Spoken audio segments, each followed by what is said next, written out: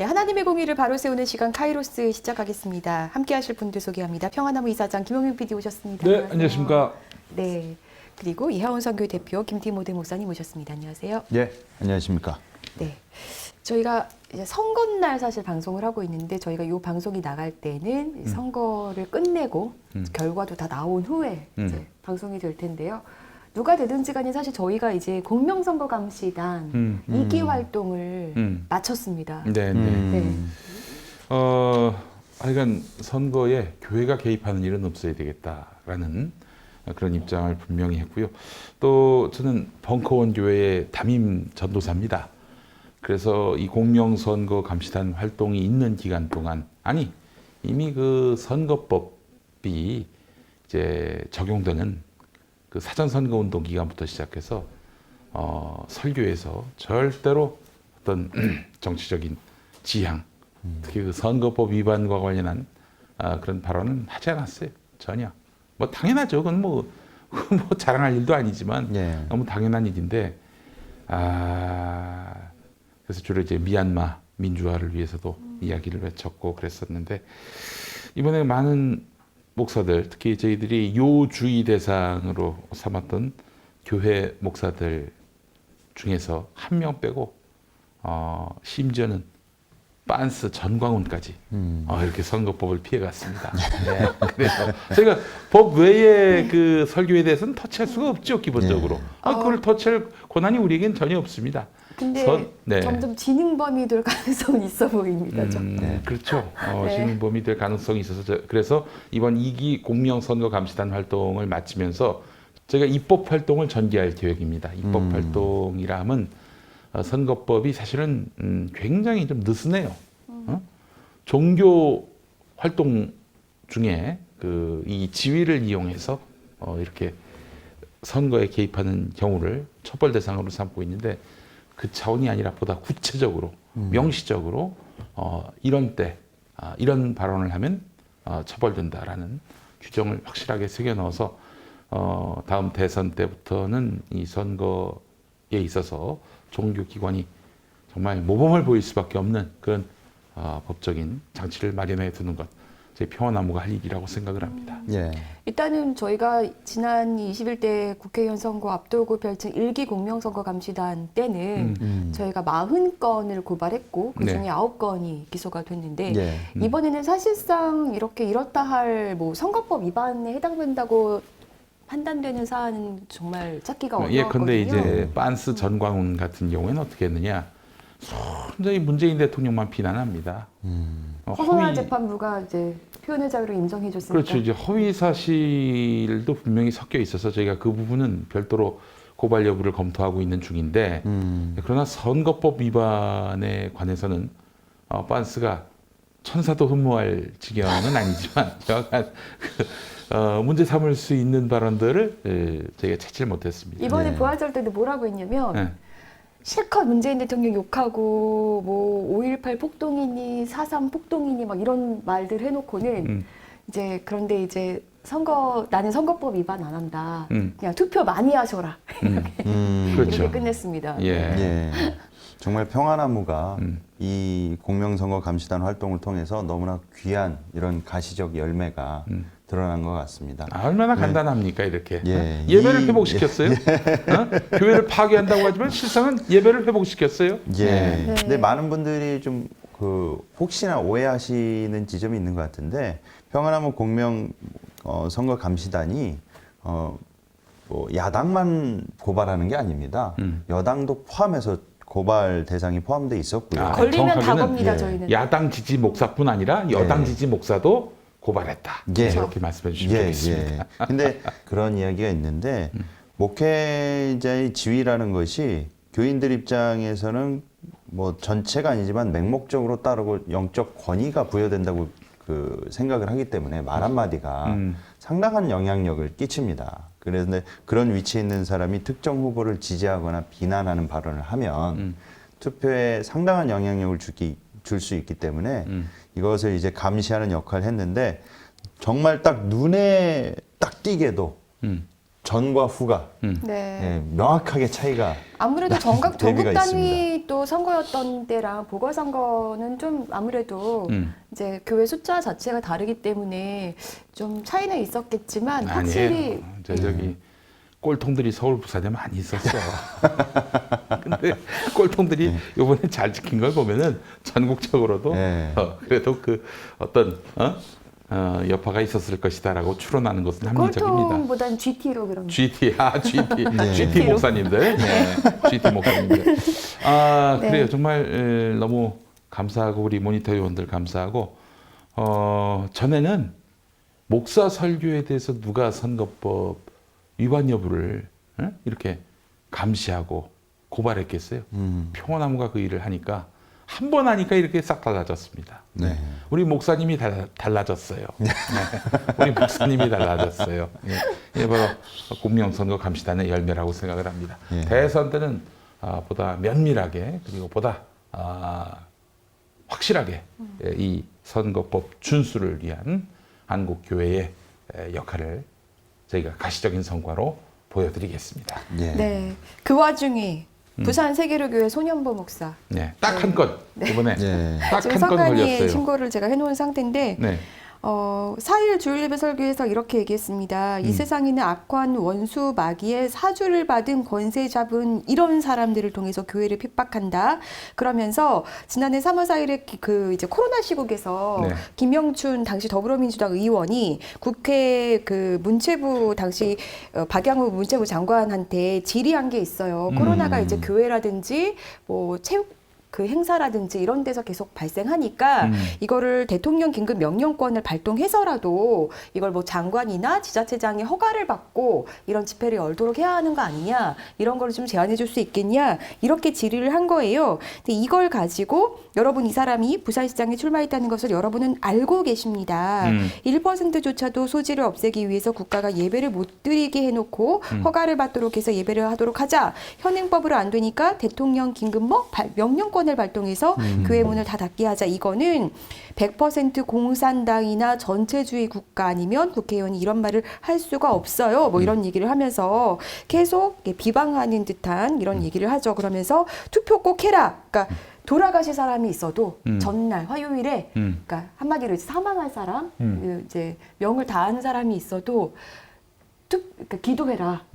내가 투표는 하고 돌아가게 해달라고 뭐 이런 말까지 해가면서 투표를 독려했고요. 이거는 지금 이렇게 선관위에서 그래서 발언을 지금 살펴보고 있습니다. 그래도 아직도 이 세상에는 악한 원수 마귀의 사주를 받는 이 근세 잡은 자들, 이런 사람들을 통해서 교회를 핍박하는 데가 있는데, 그 영상을 하나 보겠습니다. 이 사람이 이번에 부산시장에 출마했다는 걸 여러분 알고 있을 겁니다. 1%조차도 소지를 없애기 위해서 국가가 예배를 다 못 드리게 해놓고 허가를 받아서 예배를 하도록 하자. 현행법으로는 안 되니까 대통령의 긴급 명령권을 발동해서 교회 문을 다 닫게 하자. 이거는 100% 공산당이나 전체주의 국가 아니면 국회의원이 이런 말을 할 수 있질 않아요. 이 사람들 머릿속에, 이 주사파들의 머릿속에 뭐가 들어있는가가 들어있는 거예요. 1%의 소지조차 없애기 위해서 교회를 다 문 닫고 허가받게 하자.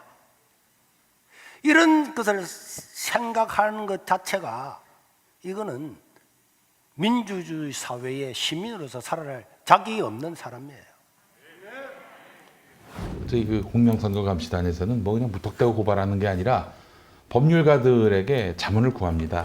그래서 그 법률가 한 분이 자문을 해주셨는데, 영상을 통해 특정 후보자까지 지정한 것을 들어서 공직선거법 제255조 1항, 제9조, 제85조 3항에 해당한다고 판단받을 수 있겠다. 이렇게 이야기를 해주셨습니다. 그래서 변호사로부터 받은 거고요. 네. 게다가 이게 좀 허위 사실 소지도 있지 않습니까? 허위 사실 유포. 왜냐면은 언제 예배를 하지 말라고 했습니까? 그렇죠. 대면 예배를 코로나 상황에서 굉장히 시급하고 긴급한 상황이니까 네. 이거를 코로나19 확산 방지 차원에서 네. 이렇게까지라도 우리가 해서라도 확진자가 없게 해야 되는 거 아니냐. 어떻게 보면 교인들 보호하는 대책입니다. 이거는. 네, 그렇죠. 제가 볼 때. 네. 국가 방역 대책에 대해서 비판을 할 수 있어요. 네. 비판을 할 수 있는데 부산시장 선거를 이제 일주일도 안 남긴 주일에 교인들에게 부산시장 후보로 나온 사람을 거명해서 막 비난을 하더니 뭐 이 사람 투표하지 말라라는 말을 하지 않더라도 결국 그 의도 아닙니까? 예. 그 의도로 해석하는 것이 합리적이지 않습니까? 선거 운동을 한 것으로 판단하는 것이 합리적입니다. 저희는 그렇게 판단하고 있고요. 그렇게 해서 선관위 일단 고발을 했는데 신고를 했는데 추후에 저희가 경찰 고발도 고민하고 있는 상황입니다. 예. 사실 이에 앞서서 예배 시간에 그 집사의 기도를 살펴보면 뭐 우리가 하나님을 경외하는 사람, 뭐 이런 하나님의 뜻을 따르는 사람, 뭐 이런 사람들을 뽑히게 해달라고 기도를 하거든요. 네. 여기서 사실 뭐 특정 정당이나 특정 후보를 뽑아달라고 언급하진 않았지만 사실 목사의 설교가 이럴 땐 전체적인 맥락으로 볼 땐 그 교회가 뽑으려고 하는 사람은 굉장히 특정될 수 있다. 사실 이렇게 좀 생각이 드는 지점이에요. 네. 네. 그래서 저희가 이 문제를 가볍게 넘기지 않습니다. 저는 열심히 모니터했습니다.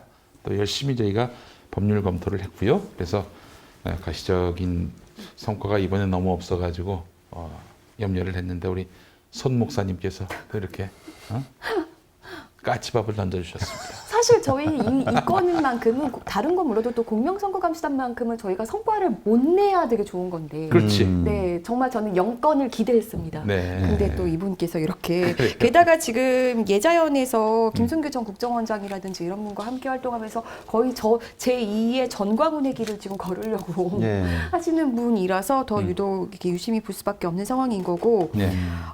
저는 요거랑 좀 별개지만 사실 이것도 이제 부활절에 나온 발언이거든요. 네.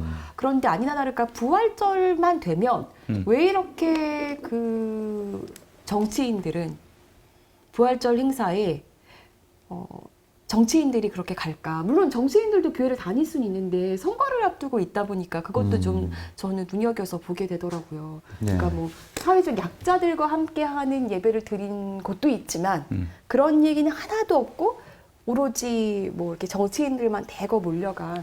아니 쉽게 얘기해서 지금 불법 점용 건물에서 예배를 본 거 아닙니까? 이번에 서울시장 사랑의 후보들이. 교회에서 했어요. 사랑의 교회에서. 맞습니다. 네. 그리고 또 뭐 또 영적 어쩌고 저쩌고 했다면서요. 영적 오정현이. 공공재.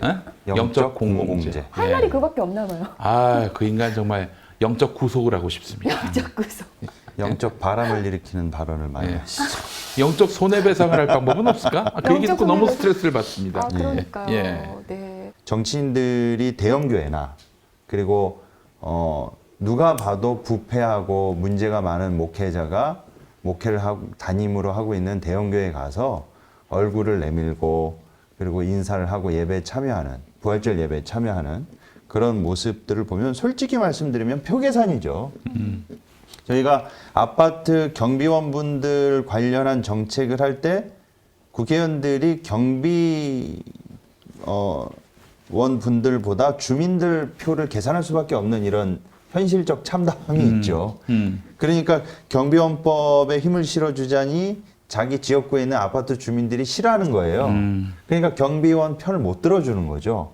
그러니까 이러한 그 작용점이 있기 때문에 대형교회고 그 교회가 좀 뭐 태극기 분위기가 난다 하더라도 선거를 앞두고 좀 이렇게 표계산에 의해서 갈 수밖에 없는 그런 행보가 아니었나. 예. 저는 좀 그렇게 말씀드리고 싶습니다. 아니 뭐 사랑의 교회 교인들이 뭐 다 태극기다 뭐 이렇게 얘기할 수는 없는데 그렇진 않죠. 일단은 사랑의 예. 교회는 지금 건축물 자체가 이제 시비거리가 되는 교회이고 또 목사 자체가 사실은 이주 속성과적으로 목사 안수를 그렇죠. 받은 그 예, 교단에서 이런 어떤 문제가 있는 곳인데 사실 거기서 부활절 연합 예배를 드리는 것도 되게 아이러니한 일이고 거기에 어디서 예수 정신을 그 예배에서 찾아볼 수 있었나 저는 이 지점을 좀 얘기하고 싶더라고요. 네. 누구 후보는 왔는데 누구 후보 안 왔어? 그럼 그 후보는 뭐야? 우리 목사님 존중하지 않네? 우리 교회 안 왔네? 우리 교회 반대하나? 그러면서 투표 안 하고 안 뽑아줄까 봐. 그게 실은 걸리는 것이죠. 그래서 가진 게 아닌가 네. 싶습니다. 제가 만약 서울시장 후보였다면은 네. 그 매 성탄절이나 부활절에 고난받는 이들과 함께하는 예배가 있어요. 예. 저는 거기 갈 것 같습니다. 보통 NCCK는 그렇게 열죠. 네. 이번에도 미얀마의 민주주의를 위해서 네. 이렇게 함께 했죠. 그리고 거기 가면은 네. 거기 그것도 저기 뭐야 영적 공공재 거기서 예배를 안 드려도 네. 예. 이해합니다. 그래도 저기 좀 깨어 있는 그 상식적인 그리스도인들은 또 그 예배 안 왔다고 뭐 찍을 표를 안 찍거나 네. 그러진 않아요. 그렇게 옹졸한 분들은 아닙니다. 우리 저 훌륭한 민주 시민, 민주적 그런 사고를 가지신 우리 그리스도인들은 그런 판단하지 않습니다. 예. 그리고 또 솔직히 얘기해서 영적 공공재에서 예배를 안 드렸다고, 영적 공공재. 거기서 예배를 안 드렸다고 거기서 예배 드렸다고 오세훈 찍을 사람이 박영선을 찍느냐? 뭐 그런 건 또 아니잖아요. 예. 그러니까 그런 거 안 해도 될 것 같습니다. 예전에 그 박영선 후보 같은 경우에 좀 안타깝게도 아마 이 빤스 행사에 간 것도 네. 요게 이제 보수 개신교계를 대표하는 그런 단체 행사겠거니 하고 간 걸로 보여요. 갔다가 하여튼 좀 인생의 흑역사를 만드셨지 우리 박영선 후보가. 예? 그렇잖아요. 예. 그런데 신경 안 쓰셨대요. 더 이상 이 보수 개신교계가 더는 이제 빛을 드러내지 못하는 그런 시대가 됐습니다. 그렇잖아요. 목사님들이 그러니까요. 존경받을 행동을 해야 뭐 사실은 시민들에게도 어떤 자신의 발언의 어떤 확장성, 영향력 같은 것들을 발현할 수 있을 텐데. 예. 거기서 나오는 어떤 발언들이나 이런 게 뭐 교인 전체적인 교인들이라든지 민주시민들한테 유익되는 발언이나 뭐 주장 이런 게 하나도 안 나오는데 왜 정치인들이 거기 가냔 말이에요. 예. 그 사랑의 교회 헌당식 때 그때 박원순 전 시장도 가셨어. 아 네. 그때 너무 실망스러웠습니다, 솔직히. 근데 왜 가 도대체? 그러니까요. 또 실망했던 사람이 이제 이동원 목사. 예. 예. 그래도 존경하는 또 존경받는 그 교계 원로인데 거기 가가지고 왜 그 같이 또 이렇게 장단을 맞추시나 난 참 네. 이해를 할 수가 없습니다. 예. 거기 안 간다고 뭐 갑자기 뭐 사회적 신뢰도가 떨어지는 것도 아니고. 예. 당시 그 이어령 그 전 네. 분들서부터 교계의 좀 그 원로 어르신들도 많이 축사를 하고 그러셨죠. 그래서 저는 제가 좀 이렇게 정치적으로 영리하시다면 오전에는 고남교회 가서 예배를 드리고 오후에는 또 사랑교회 가고 그런 좀 요령이 있어야 되는데 그런 정치적인 요령조차도 없이 그냥 거기 가서 부동층을 잡으려고 하니 아니 나는 내가 만약에 서울시장 후보라면은 예. 그 이런 고난받는 분들과 함께하는 예배에 참석하고 그리고 영적 공공재에서 이제 벌어지는 그 부활절 예배에는 영적 참석을 했다.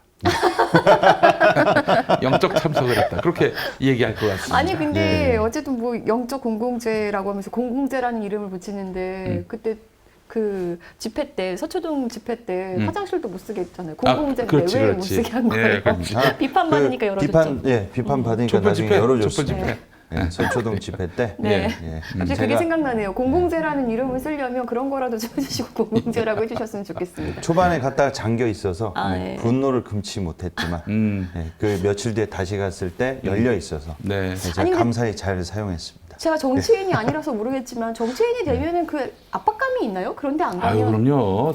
저 선거철만 되면은 제가 네. 출마를 해봐서 아는데 그때는 종교가 기분릭이 됩니다. 개분릭. 개분릭. 개신교, 불교, 가톨릭해서 개분릭이 되는 거예요. 성당 가서는 그 천주교인인 척, 불교 가서는 또 이렇게 합장하고 큰절 올리고 그리고 저기 뭐야 교회 가가지고는 또 이런 인연 저런 인연을 다 끌어와요. 우리 삼촌이 뭐 집사라느니 집사 좀 약하는구나. 우리 뭐 고모가 뭐 권사라느니 또 아는 분이 저기 목사라느니 내 절친이 목사라느니 하여튼 사돈의 팔촌까지 인연을 끌어들여 가지고 제가 출마했던 선거에서는 스님들이 저를 좋아하셨습니다. 아 그래요? 스님들이 너무 저를 싫어하고 스님들이 도리어 저를 좋아하셨어요. 아이러니한 일이네요. 아니, 목사들이 이거 다 아는데 예, 네. 스님들이 너무 좋아하셔가지고 이게 너무 황송했습니다. 예, 그래요. 아 그랬던 일도. 그 벙커원 교회 초기에 이제 내년이면 10년이 되는데 초기에 벌써 그렇게 돼요? 스님들이 오셨어요. 아. 예배 참석하러. 부르지도 않았는데 초청하지도 그렇지. 뭐 경력이래봐야 뭐 고작 4년 신학대 다닌 정도인데 뭐 형편없는 설교를 들으러 오신 거야. 나 그래서 너무 죄송해가지고. 예. 아멘도 하시나? 아멘 하셨는지 모르겠는데 뭐 주보 보시고 찬송가 부르시더라고. 야, 그 스님들의 그 도야를 보면서 이거는 정말 훌륭하신 분들이다. 이분들은 기본적으로 종교적인 어떤 배경이나 어떤 칼라는 모르겠지만 기본적으로 사람을 존중하고 이웃 종교를 또 이렇게 존중할 줄 아는 자세에서 이건 정말 배울 부분이다라고 생각을 했었죠. 예, 그래요. 네.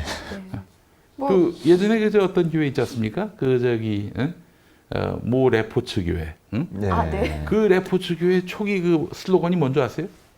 불신자들이 좋아하는 교회였습니다. 네. 불신자들이 좋아하는 교회. 불신자들이 좋아. 불신자들이 좋아하는 교회. 예. 그래서 네. 불교 신자들이 좋아하는 교회를 표방하려다가 말았습니다. 예. 불교 신자들이 좋아하는 교회. 예. 아, 네 그렇군요.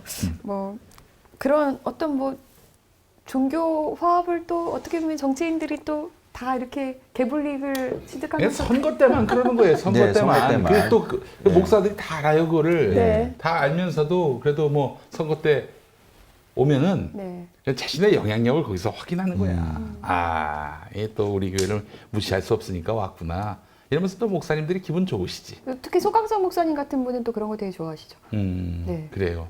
그 기념사진 박아놨다가 나중에 혹시라도 당선되면은 당선된 사람하고 사진이 남는 거지 않습니까? 그러니까 그런 거를 되게 좋아하십니다.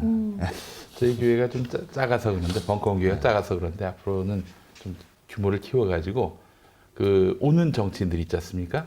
A4 용지에다가 여기 참 좋은 맛교회예요 이렇게 써서 붙일 생각입니다. 그래서 앞으로 맛집처럼 맛교회. 맛교회.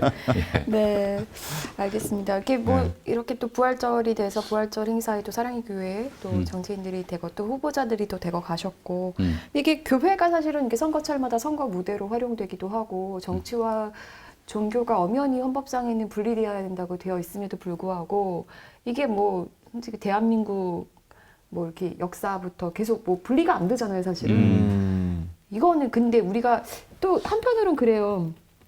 정광훈이 사용하는 언어들을 보면 민주화 시대에 교회가 뭐 이렇게 민주화 운동에 앞장섰던 그런 종교인들의 발언이나 이런 거를 본인들이 다 사용하거든요. 그러니까 이게 사실 우리가 정치에는 관심을 끊으면 안 되지만 또 선거에는 개입하면 안 되는 거 이거를 되게 헷갈려 하시는 분들이 있는 것 같아요. 그래서 요거를 조금 정리해 주시면 어떨까 싶습니다, 두 분이. 네. 우리가 정치나 사회의 어떤 문제에는 관심을 가져야 되지만 이거 같되 선거에는 개입하면 안 되는 이유 그리고 이거 어떻게 분리할 수 있는지. 아니 이제 우선 기술적으로 보자면은 뭐 당연히 그 어느 후보를 찍어라, 어느 후보를 찍지 말라, 어느 정당을 찍어라, 어느 정당을 찍지 말라. 이런 말도 하면 안 되고, 이게 어떤 우리 사회의 큰 방향에서 우리 사회가 이런 방향으로 가야 된다는 얘기는 언제든지 해야죠. 그러나 선거를 언급하면 안 되고, 그리고 특정 후보를 또 정당을 언급하면 안 되고, 이 두 가지 원칙만 잘 지켜주면은 선거법 논란에서 벗어날 수 있습니다. 그리고 정파를 언급하지 말라는 얘기는 뭐예요? 큰 가치를 얘기하는 거 아니에요? 그런 얘기 외에 얼마나든지 못할 게 뭐가 있습니까? 민주주의를 얘기하고 통일을 얘기하고 생태를 얘기하고 그 얘기를 왜 못해요? 그 얘기를 하라는 거예요. 그건 얼마든지 하시되 선거에 개입하고자 하는 그런 마음들은 완전히 지우개로 깨끗이 지워야 하니까 지우시면 될 것 같습니다. 그 2004년 지방선거 앞두고 그때 여의도 순복음교회에서 두 명이 찾아왔습니다. 서울시장 후보 정몽준, 경기도지사 후보 남경필 둘이 왔어요. 또 그래서 여의도 순복음교회 방송이 투샷으로 잡아주더라고. 뭘 의미하겠습니까? 목사는 개인적으로 두 가지겠죠. 첫 번째, 나의 영향력이 아직 살아있구나. 그러니 저 걸출한 두 후보가 와서 나한테 인사하는구나. 또 하나, 이렇게 하면은 교인들이 두 후보를 찍겠지? 서울과 경기도에서는 교인들이 찍겠지? 이런 이제 심산이 있을 거란 말이죠. 예. 이러면 안 됩니다. 선거에 있어서 교회가 개입하고자 하는 마음, 본인이 잘 알 거 아니에요. 그걸 지우시기 바라겠습니다. 지우개로 깨끗이 지우시기 바라겠습니다. 예. 노래가 생각나네요. 예, 그래요. 처음부터 너무 진한 볼펜으로 그렇게 자기 마음을 쓴다면 지우개로 지우기가 어렵잖아요. 예. 설교는 빈 마음으로 하시기 바라겠습니다. 네. 네, 목사님 어떤 얘기 주실 수 있을까요? 저는 좀 두 가지를 말씀드리고 네. 싶습니다. 그리스도인이 기독교인으로서 정치 문제와 우리 사회 사안들에 대해서 기독교적 가치를 갖고 관심을 갖고 적극적으로 개입하고 참여하고 목소리를 내는 것은 신앙적으로 건강한 것입니다. 그런데 이런 정치나 선거에 있어서는 투표와 관련된 문제에 있어서는 국민이 권력을 부여해 주는 겁니다. 근데 이러한 과정 가운데 자신의 개인, 목회자 개인이 그리고 각각 개인이 정치적 성향이나 어떠한 그런 자기가 추구하는 그런 정치적 노선이 당연히 있기 마련이죠. 그거 자체가 잘못됐다는 건 아닙니다. 그런데 최소한도로의 논리와 상식과 합리적인 사고를 해야 되는데 문제는 한국 그 보수 개신교 안에 적지 않은 분들이 이 카카오톡 안에 이 돌아다니는 가짜 뉴스 그리고 말도 안 되는 그런 허무맹랑한 내용들을 가지고 거기에 이제 거짓 성동되어서 특정 세력한테 몰표를 주거나 그리고 이용당한다는 것이죠. 그러니까 그러한 것에 선동되지 않게 하기 위해서 자기 성찰과 자기 반성 그리고 가급적 그 경청하는 그런 자세가 필요하다는 겁니다. 첫 번째는 그걸 말씀드리고 싶은데요. 이 첫 번째 에피소드로 아주 재밌는 예화가 있습니다. 네. 저희 그 지인분이 예, 좀 나이가 있으신 그 집사님이신데 친구들끼리 언쟁이 벌어졌답니다. 지금 이 선거철 앞두고 특정 후보 배후에 북한 간첩이 있다. 그러니까 절대로 안 된다. 네. 예? 그리고 어떤 후보의 개인적 비리와 그런 뭐 문제들 네. 그것도 다 간첩들이 조작하는 것이다. 그러면서 이 정강훈이 항상 쓰는 레파토리 있지 않습니까? 네. 반공, 그 문재인 주사파, 간첩, 그리고 지금 북한 김정은에 의해서 지금 트럼프도 놀아나고 저렇게 놀아났다가 탄핵당하고 이러고 있다. 그랬더니 이제 집사님께서 그러셨답니다. 이놈들 니네들 이런 발언을 서슴없이 하니 포괄적 국보법으로 다스려야 된다. 포괄법. 내 문제가 아니라 왜 포괄적 국보법이냐. 결국은 김정은이 문재인도 가지고 놀고 트럼프도 가지고 놀고 국제 외교를 자기가 원하는 입맛에 맞게 다 가지고 놀고 국내의 간첩 세력을 키웠다는 거거든요. 이 얼마나 이 간접적으로 포괄적으로 김정은을 찬양 고무한 죄다라는 것이죠. 그러니까 이 정도로 김정은을 높게 평가한다는 겁니다. 그분들이 사실상 그 국내의 그런 특정 정치 세력을 비난하면서요. 그래서 첫 번째로는 이렇게 거의 세뇌당하다시피 이런 생각을 갖게 된 게 정보의 부재 그리고 확증 편향에 빠진 문제이기 때문에 이거를 그래도 좀 성찰해야 되는 피드백을 받아서 자기 자신을 자꾸 성찰해야 되는 기독교인이 돼야 된다라는 것이고 참 북한에 대한 컴플렉스를 언제쯤 지울 수 있을까요? 이 남한하고 북한의 경제 규모 차이가 10년 전에 40배였는데 3년 전에 45배가 됐어요. 더 늘었어요. 더 늘었어요. 45배. 우리의 45분의 1밖에 안 되는 그런 북한에게 우리가 먹혔다. 이런 말 자체가 코미디 아닙니까? 정말 그런 정부가 있다면은 5년에 한 번씩 교체가 가능합니다. 의회 구조를 바꿔서 그 대통령 힘 뺄 수 있어요. 또 우리 국민들의 그 어떤 정치 의식, 또 시민 의식 얼마나 높습니까?